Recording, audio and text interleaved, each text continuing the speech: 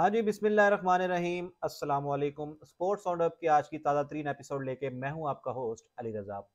सामीन कराम, आज पाकिस्तान और न्यूजीलैंड के माबैन दूसरे टेस्ट मैच के तीसरे दिन का खेल नेशनल स्टेडियम कराची में खेला गया और पाकिस्तान ने आज पूरा दिन जो है वो बैटिंग की। पूरा दिन बैटिंग की। इमामुल हक ने बहुत अच्छी इनिंग्स खेली। इसके अलावा मिडल ऑर्डर बैट्समैन जो भी नए नए आए हैं, सऊद शकील, उन्होंने बहुत अच्छी बारी ली और उनके साथ साथ सरफराज अहमद ने भी आज अपनी कंजेक्टिव तीसरी 50 स्कोर की कमबैक के बाद। इस दिन के ऊपर जो है अभी डिस्कस करते हैं कि ये क्या क्या हुआ, कैसे कैसे हुआ, पाकिस्तान किस अप्रोच से खेला, क्या पाकिस्तान मैच में कहीं स्टैंड कर रहा है अभी कि नहीं। वीडियो का बाकायदा आगाज करते हैं। सामईन इकराम, आज इमामुल हक जब तक खेल रहे थे बहुत अच्छा खेल रहे थे, तेज खेल रहे थे। अनफॉर्चुनेटली वो 83 के स्कोर के ऊपर आउटसाइड द ऑफ स्टंप में कट खेलने गए सऊदी की बॉल को और बिल्कुल बिल्कुल मेयर सा एज जिसको कह सकते हैं ना, एज लगा और वो आउट हो गए। इसके बाद जो है सऊद शकील आ जाते हैं और सऊद शकील और सरफराज अहमद जो हैं वो क्रीज पर जो है, चार खिलाड़ी क्योंकि आउट हो चुके थे, कल हमारे तीन खिलाड़ी आउट हो गए थे। सऊद शकील और सरफराज अहमद ने फिर इनिंग्स को स्टेडी किया और एक पार्टनरशिप, बहुत लंबी पार्टनरशिप उन्होंने स्कोर की।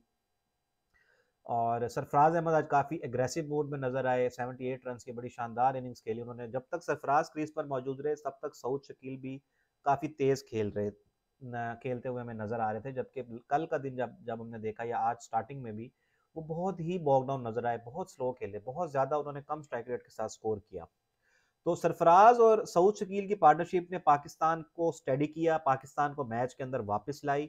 और उस स्टेज पे हम आ चुके थे कि ऐसी बातें शुरू हो गई थी कि पाकिस्तान जो है आज के आज ही लीड उतार के ऊपर भी थोड़े बहुत रन कर देगा और कल लंच तक पाकिस्तान थोड़ा बहुत तेज खेल के 80 से 100 रन की लीड हासिल करेगा और जैसा भी आउट हो जाएगा या जो भी है, और 100 रन की हम लीड लेके न्यूजीलैंड को कहेंगे कि आए आप बैटिंग करें और न्यूजीलैंड पे पूरा हम प्रेशर डालेंगे और इस मैच को जीतने की कोशिश करेंगे।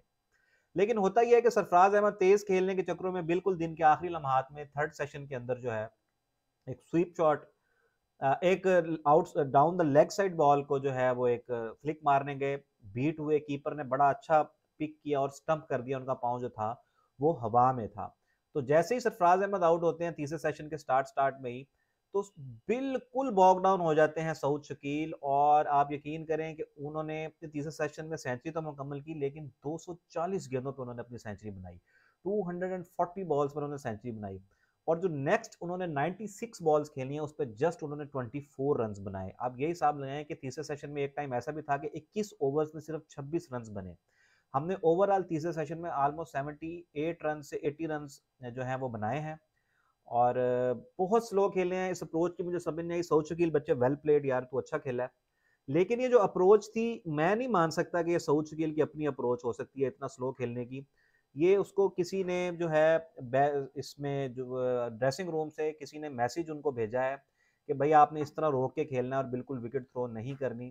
तो इसका हमें डेंट पड़ सकता है। आज अगर हम थोड़ा बहुत तीसरे सेशन के अंदर तेज खेल लेते तो हम ये लीड उतार सकते थे, जो कि अभी भी हम ऑलमोस्ट 40 रन बिहाइंड है। तो ये लीड हम उतार सकते थे, ये उतार सकते थे लीड हम। लेकिन क्योंकि सऊद शकील जब बैट्समैन ऑलमोस्ट आप समझ लें 300 350 500 बॉलें खेल चुका हो तो वो एक अथॉरिटी में नजर आता है। वो उसको बॉल फुटबॉल की तरह नजर आ रही होती है और वो अपनी मर्जी से जो है वो प्ले करता है फील्डर्स के साथ, बॉलर्स के साथ। लेकिन सऊद शकील के केस में हमें ऐसा कुछ नजर नहीं आया कि उन्होंने कोई अथॉरिटी शो की हो। इतनी ज्यादा बॉल्स खेलने के बावजूद भी वो अथॉरिटी में नजर नहीं आ रहे थे। उनको बैट बॉल्स भी जो मिल रही थी वो उस पर रन नहीं बना पा रहे थे, उस पर चौके नहीं बना पा रहे थे। इवन के सऊदी ने ऑफ स्टंप के ऊपर सारी फील्ड ऊपर ली हुई थी, उसके बावजूद भी वो नहीं। इवन के आप देखें डैरल मिचेल 115-20 पर बॉलिंग कर रहा है, सारी फील्ड ऑफ साइड के ऊपर लेके, और वो उसको लेफ्ट पे लेफ्ट किए जा रहा है, वेल लेफ्ट किए जा रहा है उसको। ठीक है, तो इस अप्रोच की ये जो मोटिवलेस क्रिकेट थी इसकी मुझे समझ नहीं आई।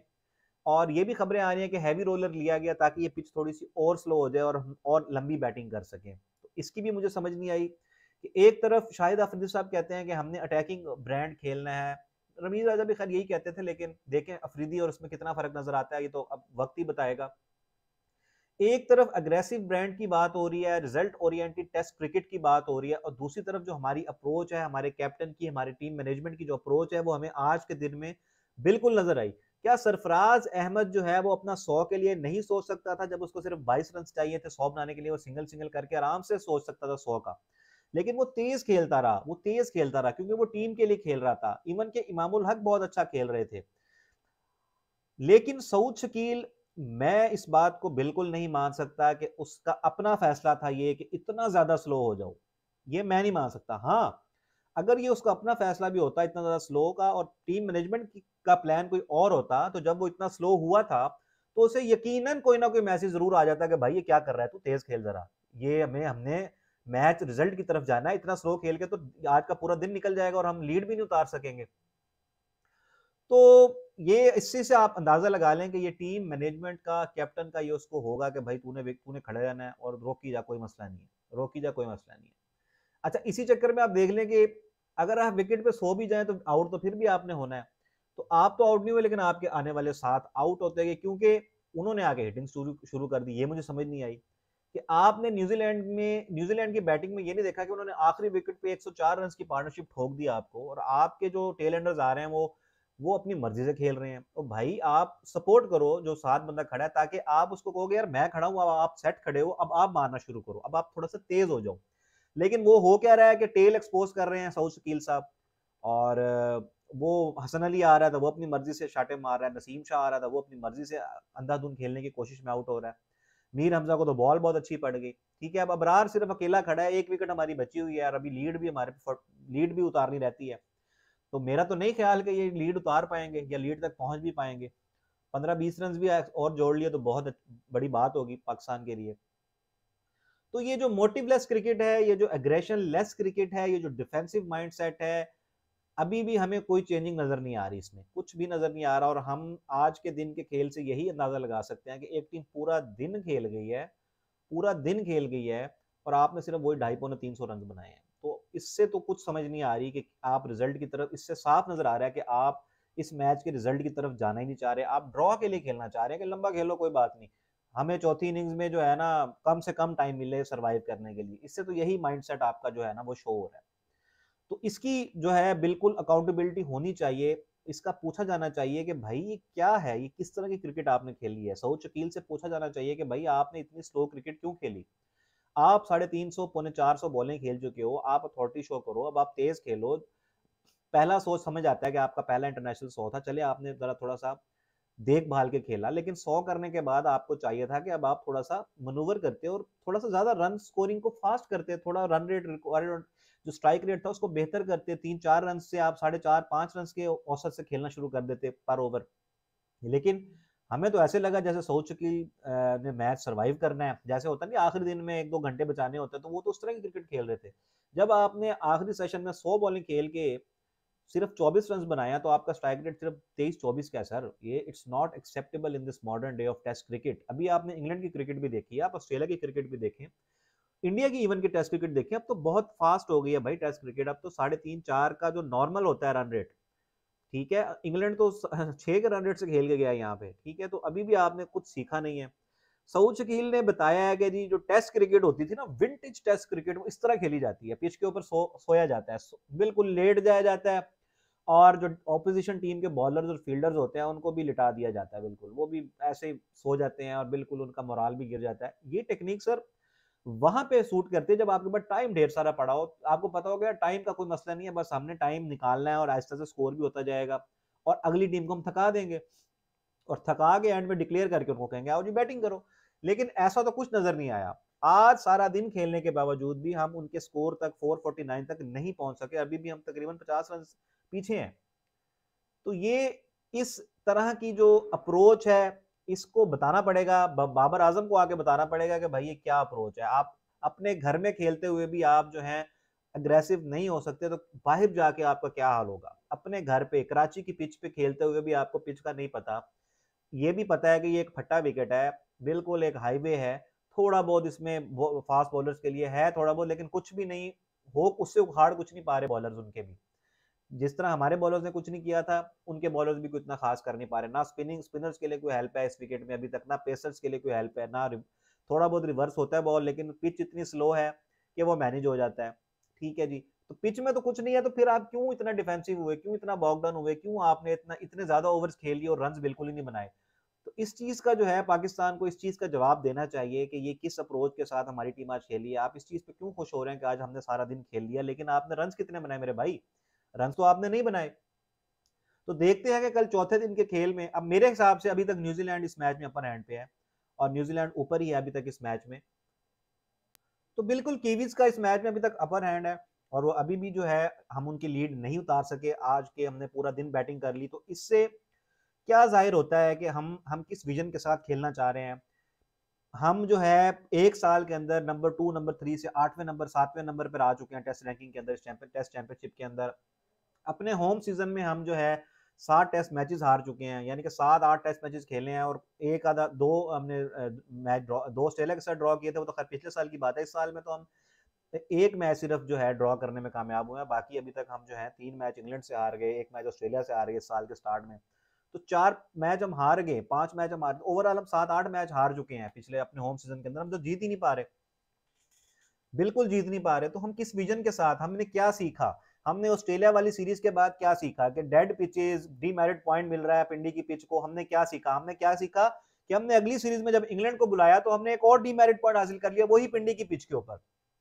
तो हमने कुछ नहीं सीखा। रमीज राजा साहब से बातें करवा लो, बड़ी बड़ी चैनल्स पे बैठ के इंटरव्यूज करवा लो बहुत बड़े बड़े, और मेरे साथ ज्यादती हो गई, मेरे पे शब खून मारा गया, ये हो गया। लेकिन सर आप बताएं ना कि पीजीएल जिसपे 99 करोड़ रुपए का नुकसान हुआ है पीसीबी को, आपने इसके अलावा किया ही क्या? आपने सर कुछ भी नहीं किया। आपने खिलाड़ियों का रोजगार जो था वो छीन लिया उनसे। आप बिल्कुल इमरान खान साहब के सामने आप नहीं बोल सके कि डिपार्टमेंटल क्रिकेट जरूरी है, हालांकि खुद आप डिपार्टमेंट की प्रोडक्ट थे, खुद आप डिपार्टमेंट की प्रोडक्ट थे। तो शब खून तो सर आपने मारा डिपार्टमेंटल क्रिकेट के ऊपर। आप खुद डिपार्टमेंटल क्रिकेट की प्रोडक्ट थे, आप खुद डिपार्टमेंट से सारी जिंदगी खेलते रहे, जॉब करते रहे डिपार्टमेंट की तरफ से। तो कुछ भी नहीं किया सर, कुछ नहीं उखाड़ा आपने। सॉरी टू से, आप बहुत मेरी, मैं आपकी बहुत रिस्पेक्ट, बड़ा रिगार्ड करता हूँ आपका। आप बहुत अच्छे ब्रॉडकास्टर हैं, बहुत अच्छे कमेंटेटर हैं, क्रिकेटर भी साफ सुथरे थे, नीट एंड क्लीन क्रिकेटर भी थे। लेकिन आई एम सॉरी टू से सर, आपने भी कुछ नहीं उखाड़ा, कुछ भी नहीं किया आपने। पावर आपके हाथ में थी, आपने कुछ नहीं किया, कुछ नहीं किया सर तुसी। ठीक है जी। तो हमने सीखा कुछ नहीं। हम घर पे हार हमें मिल रही है, हमसे पिचेस ही नहीं बन रही। पाकिस्तान तो इस तरह बिहेव कर रहा है कि जैसे पाकिस्तान में जिंदगी में पहली दफा कोई टीम्स आ रही हैं। और भाईजान इससे पहले ये 15-20 साल निकाल दे तो इससे पहले हम रेगुलरली होस्ट करते थे, यहाँ मैचेस हुआ करते थे, बेशक 400 500 रन भी बनते थे, ठीक है, लेकिन रिजल्ट्स भी आते थे, रिजल्ट्स भी आते थे। स्पिनिंग विकेटें भी बनती थी। दानिश कनेरिया है 261 खिलाड़ी आउट कर गया टेस्ट क्रिकेट के अंदर। या आसिफ यहाँ बॉलिंग नहीं करता था क्या? उमर गुल यहाँ विकेट्स नहीं लिया करता था? तो ये आप देखना पड़ेगा। शोएब अख्तर यहाँ विकेट्स नहीं लिया करते थे ड्राइव मुर्दार पिचों के ऊपर। तो पिचेस में कुछ थोड़ा बहुत होता था, रिवर्स स्विंग भी होती थी, सब कुछ था। तो हम जो है कोई सबक नहीं सीख पा रहे, पिचेस हमसे नहीं बन रही, टीम हमारी जो है उसको उसको वो कंफ्यूज है। जब कप्तान ही कंफ्यूज है तो टीम ने तो कंफ्यूज होना ही है। ठीक है, उसको ये नहीं पता कि हमने कोई बंदे जो है वो अग्रेसिव क्रिकेट खेल रहे हैं बिला वजह। जहां अग्रेशन की जरूरत नहीं है वहां अग्रेसिव क्रिकेट हो रही है। शान मसूद की मिसाल आप ले लें, अब्दुल्ला शफीक की मिसाल आप ले लें। वो अच्छा खासा बच्चा बैट्समैन बन रहा था, उसको कहा है कि बेटा तू तेज खेल, उसको कार में कह दिया गया है और तूने नहीं रोकना, तू तेज खेल। ठीक है, वो आउट हो जाता है बेचारा। शान मसूद को भी कहा गया, लाजमी बात है कि तूने तेज खेलना है, वो आ रहा है 11 बॉलों में 20 बना रहा है, आउट होकर जा रहा है। ठीक है। और दूसरी तरफ आप देखें, एक इंतहा ये है, दूसरी इंतहा सऊद शकील है कि वो बिल्कुल ही लेट गया जाके, पिच पे सो गया जाके। तो ये समझ नहीं आ रही कि आपका माइंडसेट क्या है, आपने खिलाड़ियों के साथ क्या डिस्कस किया, उनको क्या विजन दिखाया कि हमने किस तरह अपनी टेस्ट क्रिकेट को लेके आगे बढ़ना है, किस तरह टेस्ट क्रिकेट को लेके आगे बढ़ना है। आपने कोई पता नहीं नजर आ रहा, कुछ समझ नहीं आ रही, बिल्कुल कंफ्यूजन है हर जगह, नीचे से लेके ऊपर तक कंफ्यूजन ही कंफ्यूजन है। मिकी आर्थर ने आके भी भाईजान कोई कोई दरख्त नहीं उखाड़ देना, कुछ भी नहीं करना उन्हें भी। आपका ये सिस्टम ही ठीक नहीं है, आपका इस सिस्टम को ओवरहालिंग की जरूरत है सर। आपकी डोमेस्टिक में पिचेस भी बकवास हैं, इसी तरह की पिचेस हैं, इसी तरह के फट्टे बनते हैं, रोड बनते हैं। अगर ऐसा ना होता तो सेंट्रल पंजाब इस दफा के फर्स्ट क्लास सीजन में अपने 10 के 10 मैच ड्रॉ ना करती। 10 मैच खेली और फैसला एक में भी नहीं आया, एक मैच में भी फैसला नहीं आया। आप क्या यकीन कर सकते हैं इस बात पे? तो हमारी क्रिकेट को ओवरहालिंग की जरूरत है। इस तरह करके जो बयानबाजियां कर देना, आके इस तरह कर दूंगा, मैं उस तरह कर दूंगा, हम अग्रेसिव खेलेंगे, हम ये कर देंगे, हम वो, कुछ भी नहीं होता। ये हवाई फायर हम ना बड़े सालों से देखते आ रहे हैं, बड़े सालों से इनको सुनते आ रहे हैं, और कुछ भी नहीं होता इससे, कुछ भी नहीं होता इससे। ठीक है जी। तो अब बात कर लेते हैं क्रिकेट से रिलेटेड कुछ और खबरों के ऊपर।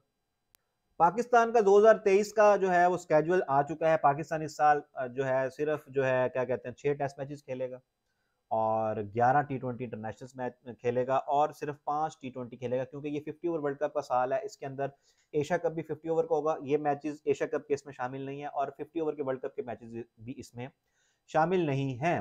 तो पाकिस्तान इस साल कितने खेल रहा है? 5 टी20 खेल रहा है और 6 टेस्ट मैचेस खेल रहा है और 11 वनडे इंटरनेशनल पाकिस्तान खेलेगा। इसके अलावा जो है न्यूज उसमें यह है कि जी शाहिद अफरीदी साहब का बयान आया कि टी20 क्रिकेट में हम किसी भी ऐसे बैट्समैन को कंसिडर नहीं करेंगे जिसका स्ट्राइक रेट 135 से कम होगा। तो अगर किसी भी खिलाड़ी ने अपने आप को पेश करना है सिलेक्शन के लिए तो उसका क्राइटेरिया उन्होंने बना दिया है कि जी 135 से नीचे वाला स्ट्राइक रेट वाला हम कंसिडर ही नहीं करेंगे, बेशक उसकी एवरेज 100 की भी हो। तो ये बात मैं मानता हूँ, ये बात मैं मानता हूँ। टी20 क्रिकेट एवरेज से नहीं चलती सर, टी20 क्रिकेट स्ट्राइक रेट से चलती है और आपका अच्छा स्ट्राइक रेट होना चाहिए। आपके पास ऐसे ओपनर्स होने चाहिए जो 6 ओवर्स को लूटना जानते हो, जो पावर प्ले को लूटना जानते हो। पहले टी20 क्या है? टी20 है पहले 6 ओवर्स और आखिरी 6 ओवर्स की गेम है। पहले 6 ओवर और आखिरी 6 ओवर में आपको पागल बैट्समैन चाहिए, हाईएस्ट अच्छे स्ट्राइक रेट वाले खिलाड़ी चाहिए। बस अंधाधुन नहीं चाहिए, टुल्ले नहीं चाहिए, प्रॉपर पावर हिटर्स चाहिए। ये जो 6 7 से लेके 15 तक का जो स्पैन होता है टी20 गेम के अंदर, इसके अंदर आपको अच्छा बैट्समैन चाहिए जो मनूवर कर सकता हो। हम क्या कर रहे हैं, जो इस अरसे में अच्छा खेल सकते हैं, बाबर रिजवान वो ओपनर खेल रहे हैं, ठीक है। तो जो फखर जमान है वो 3 पे खेल रहा है, फखर जमान को लगा ओपनिंग करनी चाहिए। तो ये थोड़ा शाहिद अफरीदी ने, देखते हैं क्या चेंजेस लाते हैं वो टी20 क्रिकेट के अंदर। तो उन्होंने ये कह दिया है जी 135 स्ट्राइक रेट से जिसका नीचे होगा हम उसको कंसिडर नहीं करेंगे टी20 सिलेक्शन के लिए। इसके अलावा पाकिस्तान कप हुआ, अभी अभी खत्म हुआ है और नई मैनेजमेंट आ चुकी थी, लेकिन उन्होंने कहा यार ये कप होने दो, इसको खत्म नहीं करते। तो इसके जो बेस्ट खिलाड़ी हैं उनका मैं आपको बता दूं, जो प्लेयर ऑफ द टूर्नामेंट हुए हैं वो अम्माद बट हुए हैं। Ammad Butt fast bowling allrounder हैं और आप उनको पीएसएल में भी देखते रहते हैं। अम्माद बट के साथ ज्यादती इस तरह हुई है कि इस टी20 जो टीम शाहिद अफरीदी ने जो अभी ओडीआईज में जो अनाउंस किया प्रोबेबल्स, उसमें उसका नाम ही नहीं है। जो आपका पाकिस्तान कप का बेस्ट प्लेयर है उसका नाम ही नहीं है। उसकी जगह वो नॉर्दर्न का जो खिलाड़ी था जिसको डेब्यू भी कराया गया इंग्लैंड के खिलाफ, उसका नाम ले दिया गया, उसका नाम रखा गया। तो शाहिद अफरीदी साहब, खुदारा ये जो आपके पाकिस्तान कप के परफॉर्मर्स हैं इनको भी आपने इज्जत देनी है। इन्हों मैं आके इज्जत नहीं देनी, तुसी इन्होंने इज्जत देनी है। तो अम्माद बट के साथ ज्यादती है, उसका नाम जरूर प्रोबेबल्स में शामिल होना चाहिए था। ये है प्लेयर ऑफ द टूर्नामेंट। इसके बाद जो प्लेयर ऑफ द फाइनल और जो best batsman of the tournament हुए हैं वो हुए हैं तैयब ताहिर। सेंट्रल पंजाब की तरफ से खेलते हैं। सेंट्रल पंजाब ने भी पाकिस्तान कप जीता भी है, जिसमें अहमद शहजाद की भी बड़ी ही कमाल की परफॉर्म चली है। 650 उन्होंने कर दिए। अहमद शहजाद को भी कंसिडर करना चाहिए था प्रोबेबल्स में। तो तैयब ताहिर का तो नाम आ गया, चलें ही डिजर्व दैट। मैंने कई दफा वीडियोस में इनका नाम भी लिया है। तो तैयब ताहिर तो 22 के प्रोबेबल्स में शामिल हैं न्यूजीलैंड के खिलाफ सीरीज में। इसके अलावा जो बेस्ट बॉलर हुआ है पाकिस्तान कप का वो हुए हैं उसामा मीर। उसामा मीर को हम कराची किंग्स से भी खेलना देख चुके हैं। लेग ब्रेक बॉलर है, हाइट काफी अच्छी है, बाउंस बहुत अच्छा मिलता है, ईश्वर सोडी की तरह का ये एक्शन है उनका। और ये बेस्ट बॉलर हुए हैं उसामा मीर। और बेस्ट विकेट कीपर हुए हैं हसीबुल्लाह। और हसीबुल्लाह को भी जो है अभी प्रॉबल्स में उनका भी नाम था। ये wicket keeper left handed batsman है, टेस्ट मैचेस में नंबर 6 पे खेलते हैं, यानी कि फर्स्ट क्लास के अंदर नंबर 6 पे, और व्हाइट बॉल में ये एज एन ओपनर खेलते हैं। तो ये थे पाकिस्तान कप के बेस्ट परफॉर्मर्स। अमाद बट है जी बेस्ट ऑलराउंडर यानी कि best player of the tournament जो है। उसके बाद Tayyab Tahir best batter of the tournament हुए हैं। Usama Mir best bowler of the tournament हुए हैं। और हसीबुल्लाह केपी का ये लड़का है और ये best wicket keeper of the tournament हुआ है पाकिस्तान कप का। इसके अलावा एम्प्टी स्टैंड्स इन नेशनल स्टेडियम कराची, क्या कह सकते हैं, छुट्टियां भी चल रही हैं और छुट्टियां 9 जनवरी तक भी बढ़ चुकी हैं, लेकिन हमें नेशनल स्टेडियम कराची में क्राउड नजर नहीं आ रहा। तो इसकी बहुत सारी वजूहत हो सकती है। हम पंजाब में बैठ के इसके बारे में कोई इतनी बात नहीं कर सकते। सुने कि उसके पीछे खुदाई शुदाई हुई है और एक्सपीरियंस कोई अच्छा नहीं होता। जो स्पेक्टेटर्स आते हैं, चेकिंग का सिलसिला लंबे लंबे काफी चल के जाना पड़ता है, तो मसले मसाइल काफी हैं।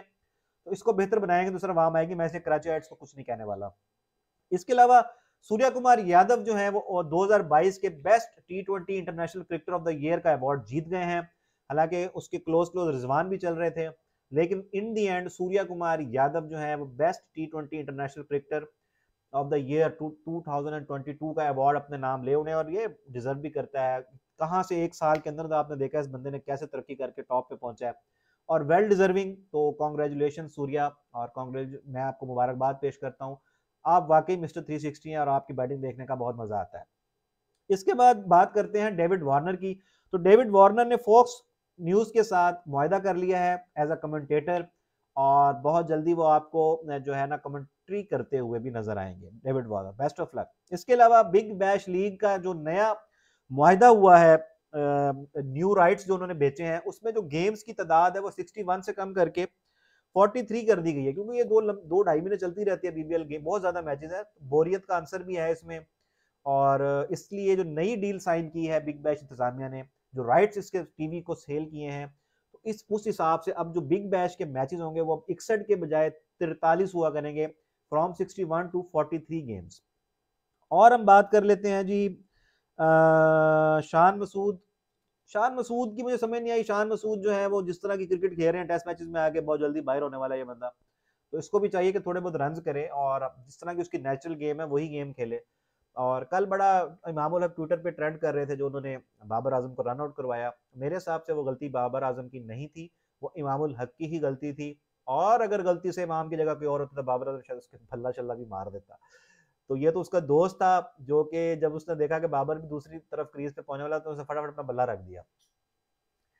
तो ये होता है क्रिकेट के अंदर, जो बैट्समैन होता है वो सेल्फिश तो होता है, लाजमी बात है, उसको अपनी विकेट ज्यादा प्यारी होती है। तो इमाम को ज्यादा सेल्फिश निकला इस मामले में।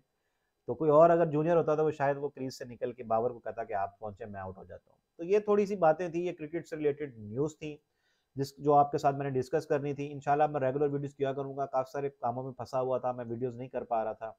तो कल इंशाल्लाह जी दोबारा वीडियो करेंगे। कल इंडिया और श्रीलंका के माबैन पहला T20 इंटरनेशनल मैच भी खेला गया है और बड़ा ही कमाल का मैच हुआ है जी। इंडियन जो यंग टीम थी, काफी सारे नए बंदे खेल रहे थे उसके अंदर, तो आखिरी बॉल तक ये मैच गया है। और इंडिया की बैटिंग ने एक मरतबा फिर जो है अच्छा परफॉर्म नहीं किया, खासतौर पर टॉप ऑर्डर ने। और ईशान किशन भी नहीं चले, हार्दिक पांड्या, सूर्य कुमार यादव, कोई भी नहीं, संजू सैमसन वगैरह कोई बंदा भी नहीं चला। नीचे से आके दीपक हुडा ने और अक्षर पटेल ने रन बनाए और 162 तक टारगेट को ले गए। एक टाइम पे तो 150 भी नजर नहीं आ रहा था, लेकिन वो 162 तक ले गए। उसके बाद शिवम मावी नए पहला मैच खेल रहे थे, उन्होंने 4 विकेटें ली, बड़ी अच्छी फास्ट बॉलिंग की। उमरान मलिक ने बड़ी अच्छी बॉलिंग की, उसके बाद हर्षल पटेल ने भी अच्छी बॉलिंग की। तो खैर ये स्कोर तो कम था क्योंकि इस स्टेडियम पे मुंबई के अंदर इतना टारगेट कभी डिफेंड हुआ ही नहीं। 200 से ऊपर 200 बनता है, 200 पे 200 होता है मुंबई में, लेकिन कल पहली दफा 160 प्लस का कुछ टारगेट था जो कि इंडिया ने डिफेंड किया इस पिच पे। और श्रीलंका के बल्लेबाजों ने जो है विकेट्स को थ्रो किया मेरे हिसाब से। एक दो अच्छी बॉल्स के अलावा सारों ने विकेटें थ्रो की, शॉटें मारते हुए आउट हुए। फिर भी ये मैच देखें कि वो आखिरी बॉल तक ले गए। यहाँ से हम अंदाजा लगाएंगे अगर वो थोड़ा सा सेंसिबल खेलते तो ये मैच वो जीत सकते थे। तो congratulation to Indian cricket team. तो अब ये एक नया सेटअप बना है जी, यंगस्टर्स को T20 क्रिकेट खिलाई जाएगी और 2026 के वर्ल्ड कप तक अब इन्हीं यंगस्टर्स में को ट्राई किया करेंगे। आपको इनमें ज्यादा अब senior players like Rohit Sharma, Virat Kohli वगैरह नजर नहीं आया करेंगे, आपको यंगस्टर्स ही नजर आएंगे अब इस टीम के अंदर। और उन्होंने इंडियन सेटअप ने अब ये माइंड बना लिया है कि यंगस्टर्स को प्रमोट करना है और इन्हीं को लेके चलना है। आहिस्ता आहिस्ता आपको ओडीआई टीम के अंदर भी यंगस्टर्स की इंक्लूजन नजर आनी शुरू हो जाएगी। तो अच्छा मैच हुआ जी आज, ऑस्ट्रेलिया साउथ अफ्रीका के माबैन भी मैच शुरू हो गया था। तो आज बारिश या बैड लाइट हो गई थी, तो 147 फॉर 2 था ऑस्ट्रेलिया। और आज भी इतना मैच हुआ नहीं, कुछ बात करने लायक है नहीं। कल देखेंगे कि क्रिकेट के अंदर क्या क्या होता है, तमाम न्यूज लेके मैं आपके सामने हाजिर हो जाऊंगा, कुछ दिल की बात आपसे करूंगा। तो अपना बहुत सारा ख्याल रखिएगा। मैं हूं आपका होस्ट अली रजा, आपसे चाहता हूं मैं इजाजत, अल्लाह ने के बाद।